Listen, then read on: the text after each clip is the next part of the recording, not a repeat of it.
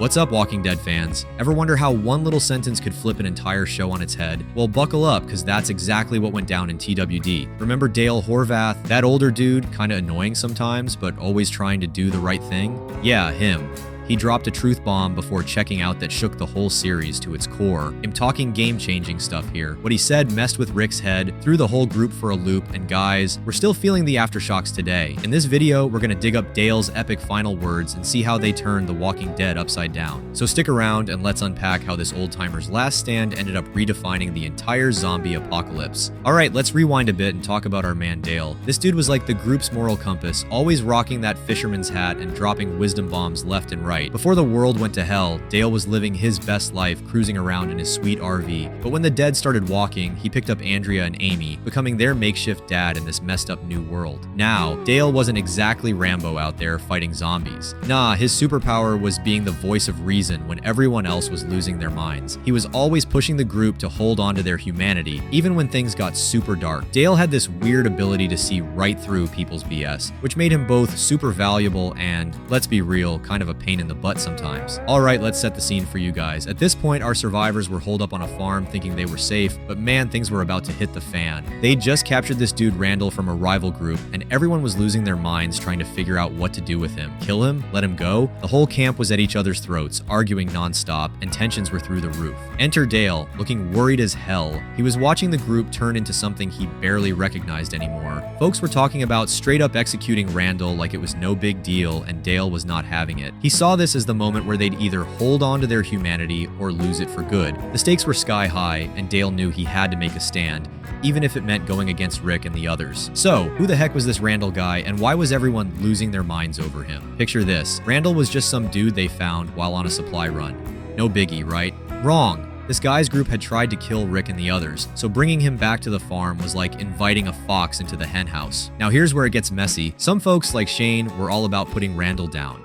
Better safe than sorry, they said. But others, especially Dale, were like, whoa, hold up. We can't just kill a guy in cold blood. It was the ultimate moral showdown with Rick caught in the middle trying to make a call that wouldn't come back to bite them all in the butt later. Alright folks, this is it. The moment Dale decided to lay it all on the line. Everyone's gathered in the farmhouse, tension so thick you could cut it with a knife. Dale's standing there, looking at faces he's known for months, but barely recognizing them. He takes a deep breath and goes all in, fighting for Randall's life like it's his own. Dale starts off by hitting them where it hurts. Their humanity. He's not just talking about Randall anymore, he's talking about their souls. If we do this, we're saying there's no hope, he tells them, his voice shaking with emotion. Rule of law is dead, there is no civilization. Boom! As dropping truth bombs left and right, making everyone squirm in their seats. But Dale's not done yet. He looks each of them in the eye, reminding them of who they were before the world went to hell. If we do this, he says, we're no better than the people we're so afraid of. He's practically begging them to remember their humanity, to not let the apocalypse turn them into monsters. It's a Hail Mary pass, a last-ditch effort to save not just Randall, but the very soul of the group. So, you're probably thinking, okay, Dale gave a cool speech, but did it actually change anything? Well, buckle up, because this is where things get wild. Dale's words didn't just echo in that farmhouse, they bounced around in everyone's heads for seasons to come. Rick especially couldn't shake off what Dale said. It's like Dale planted a seed of doubt in Rick's mind that just kept growing. Fast forward a bit, and you start seeing the group making decisions they never would have made before. Remember when they took in all those Woodbury folks? That was pure Dale energy right there. Or how about when Rick decided to be all diplomatic with other communities instead of just shooting first? Yeah, that's Dale's influence working its magic. It's like the guy became the group's moral ghost, always whispering, what would Dale do? But here's the kicker. Dale's speech didn't just change how they acted, it changed who they became. Every time the group faced a tough choice, Dale's words would come creeping back. Should we trust these strangers? Are we the good guys here? It's like Dale left them with a moral compass that kept pointing them back to their humanity, even when the world around them had gone completely bonkers. Alright, let's dive deep into Dale's brain for a sec. This dude wasn't just some random old guy with a cool hat. He was like the group's personal Yoda, minus the weird backwards talk. Dale's whole deal was about holding on to humanity when the world had gone to hell in a handbasket. But what did that even mean in a world where the dead were walking and every day was a fight to survive? Well, buckle up, because we're about to break it down. First off, Dale was all about the sanctity of life. In his book, every life was precious, even the lives of people who might be a threat. When everyone else was ready to put a bullet in Randall's head, Dale was the one saying, whoa, hold up, we can't just kill people because it's convenient. He saw this as a slippery slope. Start executing people, and where do you draw the line? Today it's Randall, tomorrow it could be anyone who disagrees with the group. Dale knew that once you start playing fast and loose with human life, you're not too far from becoming the very monsters you're fighting against. But Dale's vision went beyond just don't kill people. He was all about maintaining a moral code, even when it seemed like the world had thrown the rulebook out the window. For Dale, civilization wasn't just about having walls and a safe place to sleep. It was about how you treat others, how you make decisions, and whether you can look at yourself in the mirror at the end of the day. He believed that if they gave up their principles, their humanity, then the zombies had already won. The way Dale saw it, what was the point of surviving if you lost everything that made you human in the process? Now here's where it gets really interesting. Dale's ideas didn't die with him. They lived on like a moral zombie virus, infecting the group's decisions long after he was gone. Think about it. Every time Rick or the others faced a tough choice, you could almost see Dale's ghost popping up on their shoulder, asking, "Is this who we want to be?" His vision of humanity became this measuring stick that the group used to check themselves. Were they the good guys or had they become something else? It's like Dale left them with this ethical homework that they kept working on for seasons to come. And let me tell you, that's some powerful legacy for a dude who spent most of his time fixing an old RV. Alright, time to dive into the wild world of fan theories. You know how Walking Dead fans are, they can spot a hidden meaning faster than a walker can spot fresh meat. When it comes to Dale's last stand, the fan community has been buzzing like a hive of very opinionated bees.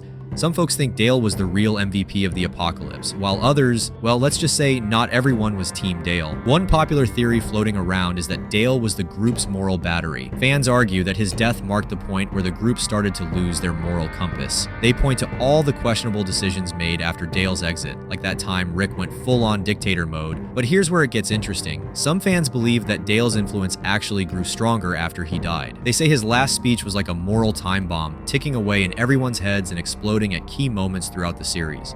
But hold up, not everyone's buying the Saint Dale narrative. Some fans argue that Dale's black and white morality was actually dangerous in the zombie apocalypse. They say his unwillingness to make tough calls could have gotten everyone killed. These fans see Dale's death as a necessary wake-up call for the group, forcing them to face the harsh realities of their new world. It's like they're saying, "Sorry Dale, but your kumbaya approach ain't gonna cut it when the dead are trying to eat your face off." The debate rages on in fan forums, with both sides dropping more bombs than Carol at Terminus.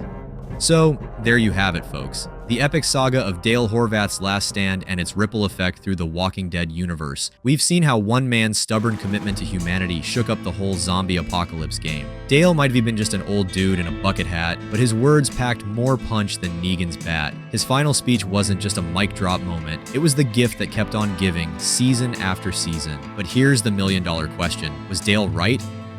In a world where the dead are trying to eat you and the living might be even worse, is there room for his brand of morality? Or was he just a naive old man, out of touch with the brutal realities of their new world? The show kept wrestling with this question long after Dale was gone, and in a way, we're still debating it now. What's crystal clear, though, is that Dale's last words left an indelible mark on The Walking Dead.